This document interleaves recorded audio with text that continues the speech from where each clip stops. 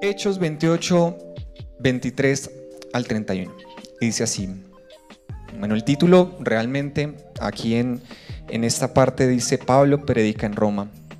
Y ya ahorita más adelante les pido a los de audiovisuales que pongan el título de la prédica, ya vamos a ver por qué. Pero antes de eso vamos a leer la palabra. Dice así: y habiéndole fijado un día, vinieron en gran número a donde él se alojaba.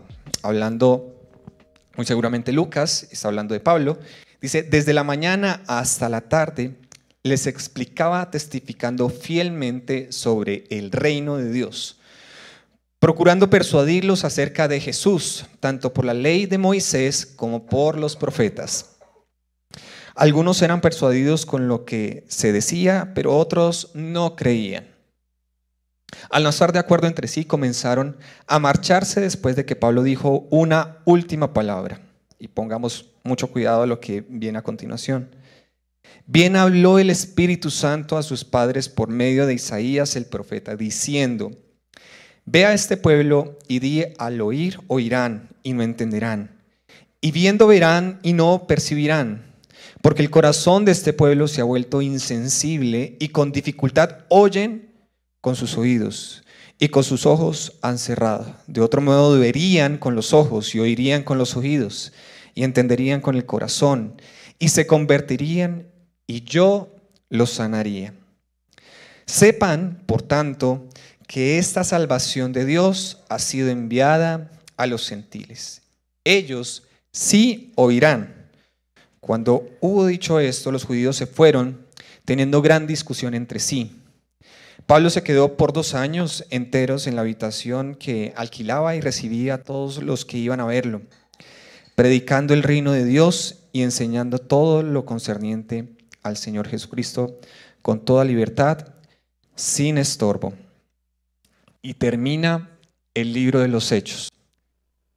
Más adelante voy a hablar un poquito de esa, como final de los Hechos. Lo que uno esperaría normalmente de los Hechos es tan entretenido Hechos, o a mí me pareció tan entretenido, y siempre me ha parecido tan entretenido Hechos, que uno esperaría que Hechos como que dijera, como que continuara contando mucho más de los hechos de los apóstoles, pero no fue así. Y tiene una razón fundamental, ya lo vamos a explicar. Ahora sí podemos poner el título de la prédica y dice: gracia que trae olor a vida y muerte. Durante todo el libro de los Hechos hemos visto la gracia actuando de Dios en el pueblo judío, pero también en los gentiles. Y bueno, hablando de esto, perseverando en la gracia a la luz de los Hechos, llegamos al final de este libro tan maravilloso que narra los primeros inicios de la iglesia primitiva, en la que seguramente Lucas, como posiblemente escribió el libro de los Hechos, nos narra con cierto nivel de detalle las incidencias de los apóstoles, aún pelea y discusiones entre los mismos hermanos, arrepentimiento y predicación del reino de Dios, a través de la reciente obra redentora de Cristo en la cruz del Calvario. Hechos seguramente trata entre el 35, 36 después de Cristo hasta más o menos el 62, 59, 62 después de Cristo. O sea, lo que había pasado con el Señor Jesús era muy reciente, muy reciente. Este libro de Hechos termina justamente con Pablo predicando en Roma. Inicialmente a los ancianos de Roma, de los judíos y de las sinagogas que estaban en Roma, es decir, directamente al pueblo judío. Y Pablo, en muchas cartas, en varias cartas que él escribió, afirmaba un poco o mucho lo que él decía y como premisa: porque no me avergüenzo del evangelio, pues es poder de Dios para salvación de todo el que cree, del judío primeramente y también del griego. que lo expresa en Romanos 1:16 y termina aquí precisamente en el libro de los Hechos, en el capítulo 28, predicando primero al judío y luego a los gentiles. Antes de adentrarnos en el texto y exponer un poco más el texto y lo que nos está diciendo particularmente a nosotros como iglesia, es contar 4 aspectos muy básicos de lo que estaba sucediendo. Pablo y Lucas venían, y posiblemente Lucas habían naufragado en Malta y estuvieron 3 meses allí, varados, y después de eso se embarcaron. Después de 3 meses, seguido a esto, Pablo llega a las costas de Italia en ese momento y se encuentra con unos hermanos que le hacen cobrar ánimo y llega a Roma.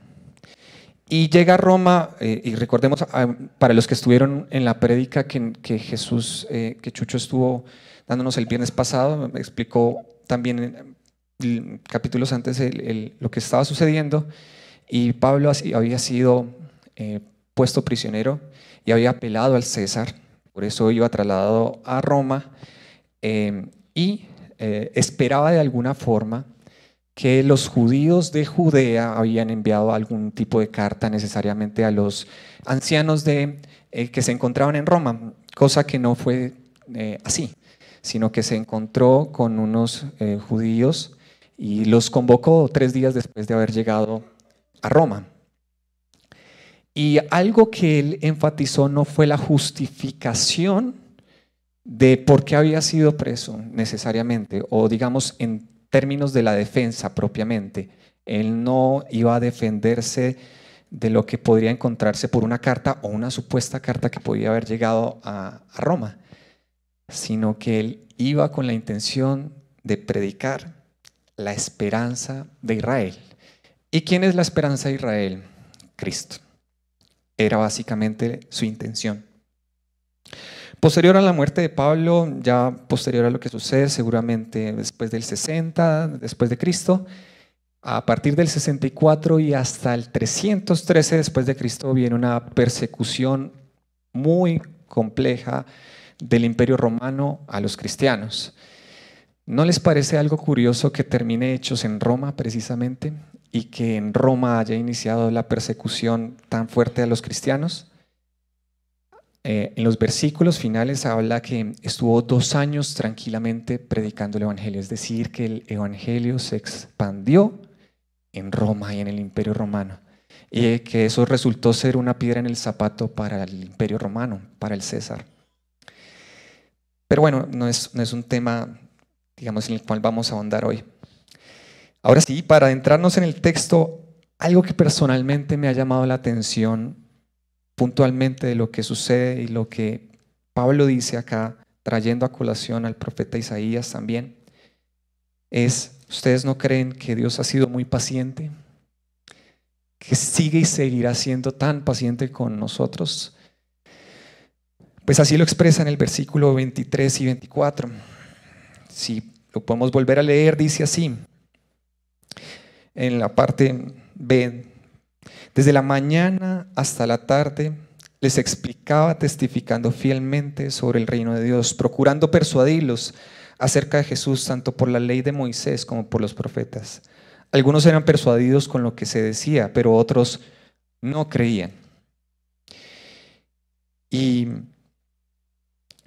Pablo enfatizaba muy concisamente en la esperanza de Israel y por ende en el reino de Dios.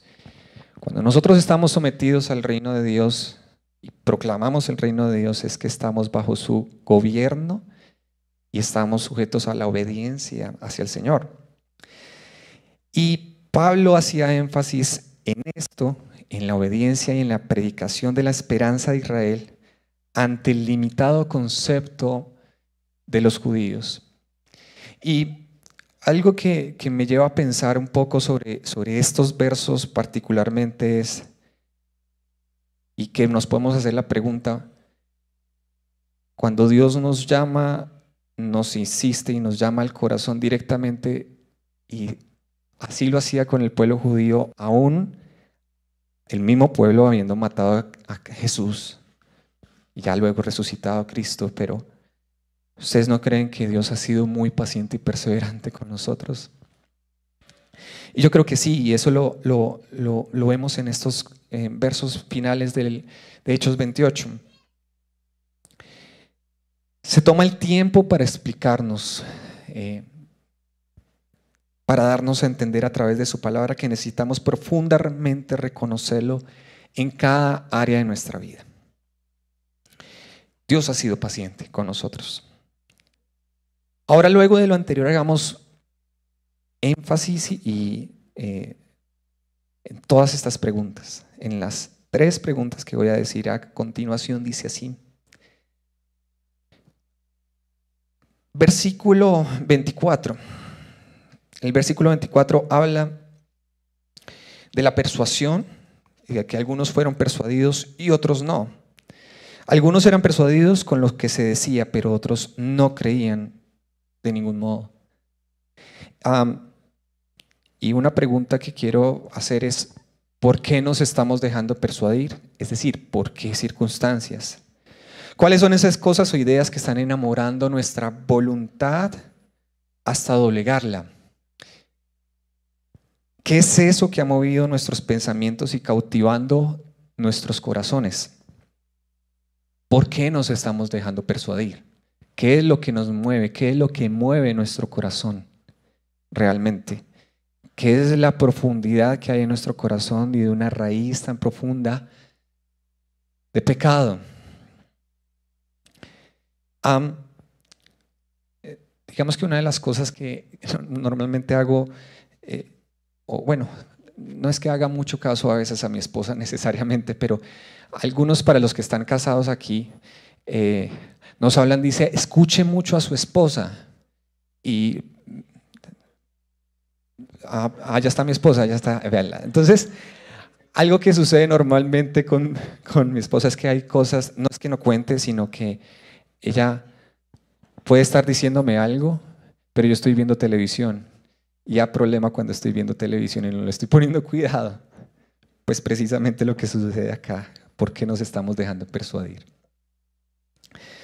Es mucho más fácil dejarse invadir y bombardear por las cosas externas y por lo que sucede en nuestro corazón también, principalmente. Si nosotros nos ponemos a ver, hay una necesidad profunda de aceptación, de tratar de conectar con lo que está a nuestro alrededor y con nuestro propio orgullo tan profundo en nuestro corazón. De hecho, la raíz de nuestro pecado es el orgullo que habita en nuestro corazón. Y creo que en esencia eso pasaba con los judíos. Estaban tan llenos de razón, tan llenos seguramente de conocimiento, pero a la vez en una mirada tan superficial del conocimiento entero de la palabra de Dios. Es decir, conocían la ley de Moisés, conocían a los profetas, pero llevaban sus hábitos a simplemente hábitos y habían perdido la esencialidad de lo que se estaba predicando, la espiritualidad.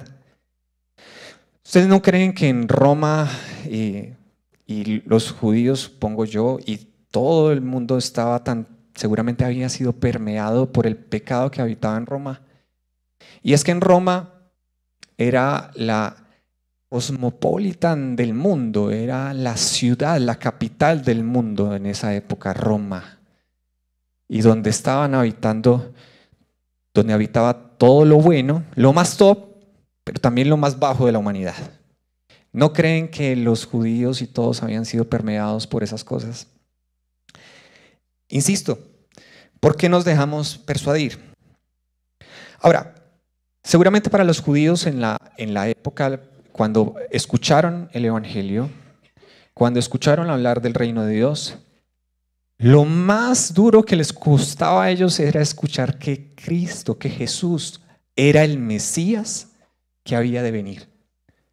O sea, para ellos era lo más duro, porque seguramente escuchaban y habían entendido por la palabra del Mesías, lo que entendían ellos es que iban a encontrar otro tipo de Mesías.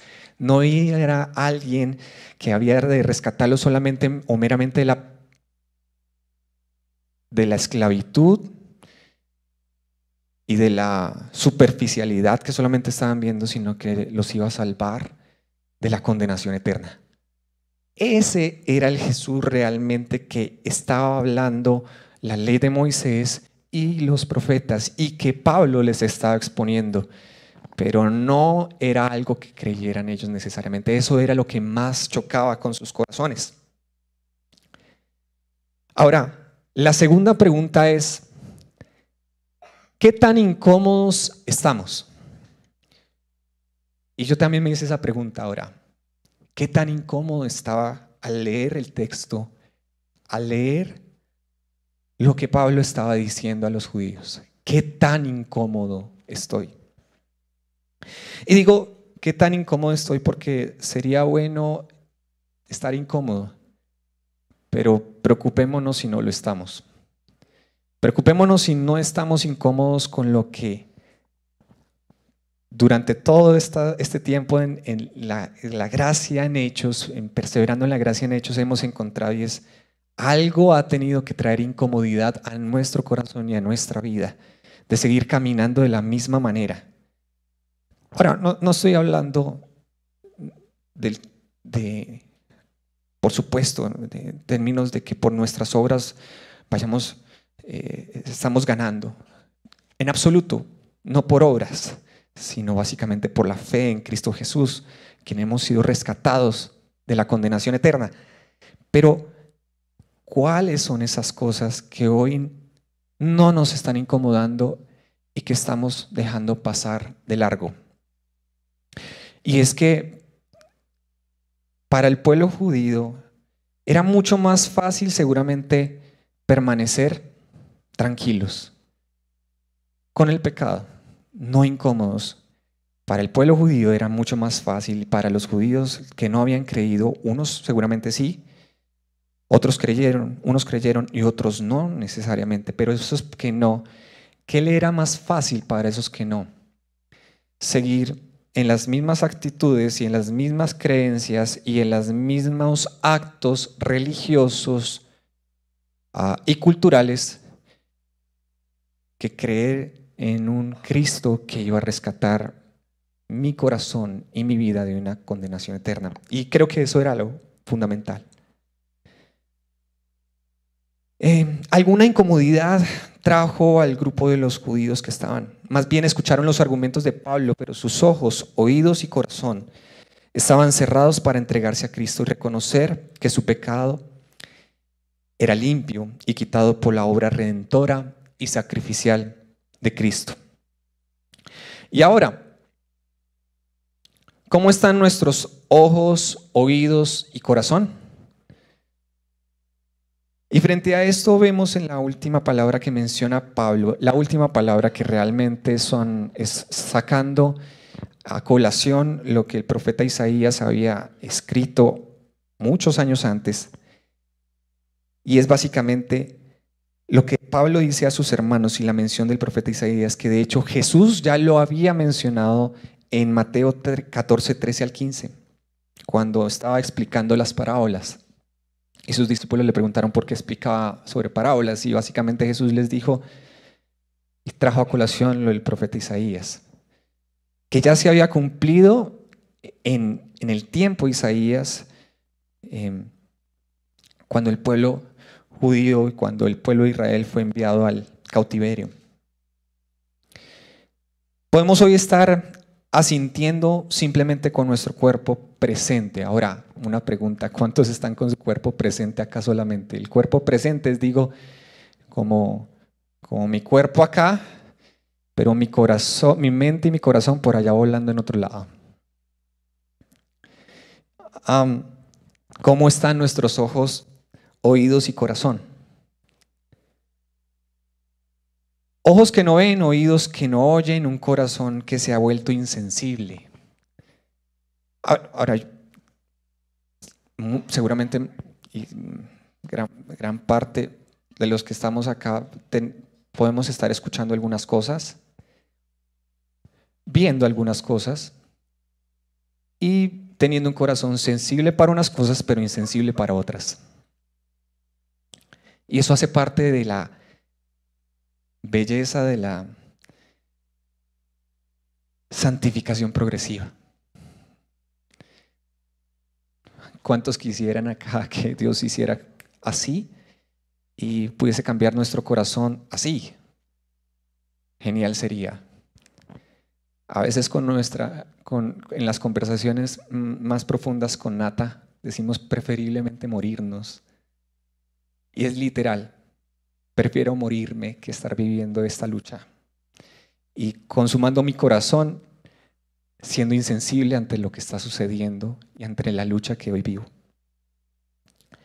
Con seguridad muchas veces estamos tan llenos de argumentos, tan llenos de justificación, tan llenos de cosas que nos rodean en nuestras cabezas y corazones y que pueden hacernos ver como el pueblo judío, insensibles, llenos de conocimiento y de argumentos, pero obviando y evitando lo más importante, y es ser expuestos a su palabra y dejar que el Señor, a través de su Espíritu Santo, revele lo que debe ser cambiado y transformado.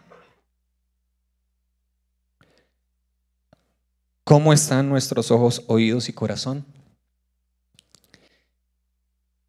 ¿Qué partes de nuestro corazón o qué áreas de nuestro corazón se han vuelto insensibles? ¿Qué no estamos escuchando y qué no estamos viendo?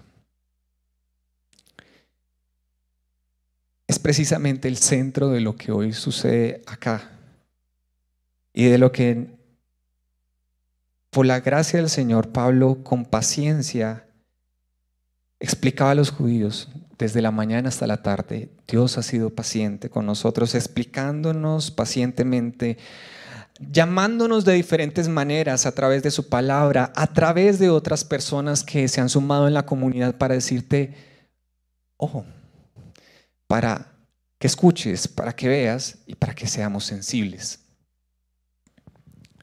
Cerrando un poco esta predicación algo corta, pero es para Lucas, lo que hablaba al principio, toda la exposición de Hechos quizá no fue relevante terminar con algo más concluyente como por ejemplo, explicar o darnos a entender un poco, mencionar, quizás el cierre más concluyente pudiese haber sido qué año, en qué momento murió Pablo, por ejemplo, o narrarnos muchos más hechos de lo que habían hecho los apóstoles en Roma, en Jerusalén y en otras zonas y en otras iglesias. Naturalmente hubiera sido así para nosotros, ¿sí? Si ustedes se ponen a ver en Hechos, podría terminar de una forma diferente, más como algo que pudiese saber algo tan a veces inconcluso, pero no es así. Se enfocó más en exponer la esencia de los hechos, de un Mesías judío para un mundo gentil. Y generosamente nos hace la explicación de Pablo mencionando al profeta Isaías. Y la conclusión es que la esperanza de Israel trae olor a vida, para vida, pero olor de muerte también para condenación. Muy duro, sí. Confrontante también, sí, pero directo y puro en esencia. Puro en esencia. Eso es la conclusión de los Hechos de los Apóstoles. Olor de vida para vida, pero olor de muerte también para condenación. Peso, ¿no es cierto? Muy duro. Y me vuelvo un poco a la segunda pregunta. ¿Estamos incómodos? Y si no estamos incómodos, preguntémonos qué puede estar pasando en nuestro corazón.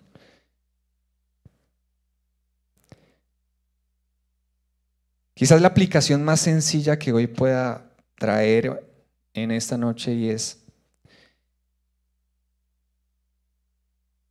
estamos en un proceso de santificación progresiva. Gracias al Señor que es así. Gracias al Señor.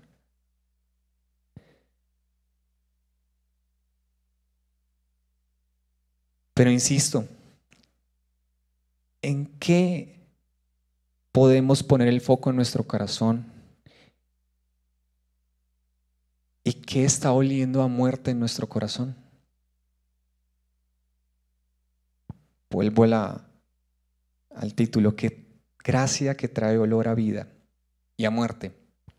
¿Qué está trayendo esa poderosa luz que es Cristo, el Evangelio del Señor, a nuestro corazón, que está alumbrando profundamente lo que hoy huele a muerte? Y gracias al Señor por lo que está oliendo a vida, lo que huele a vida para vida y vida eterna. Estamos en un proceso de santificación progresiva y te invito a que podamos ser francos con lo que hoy puede oler a muerte. Esa sería la aplicación de esta noche.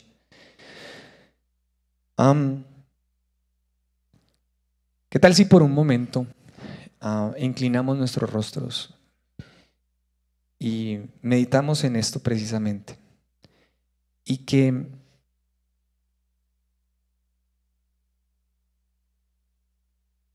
de manera sensible podamos escuchar la voz del Espíritu Santo a través de su palabra fiel y justa y verdadera, hablando a nuestros corazones y a la profundidad de nuestro ser, exponiendo a la luz lo que hoy trae olor a muerte y dando gracias al Señor por lo que hoy está trayendo olor a vida y vida para vida eterna. Tómense un minuto solamente, si pueden orar en silencio, meditar. Si pueden pensar en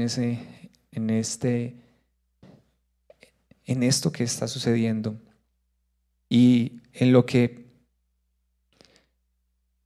para los judíos fue totalmente insensible, pero para lo que nosotros, para el pueblo judío de ese momento, pero para lo que nosotros en nuestro corazón tenemos hoy, que es una palabra completa y la revelación de Cristo aquí en la palabra de Dios.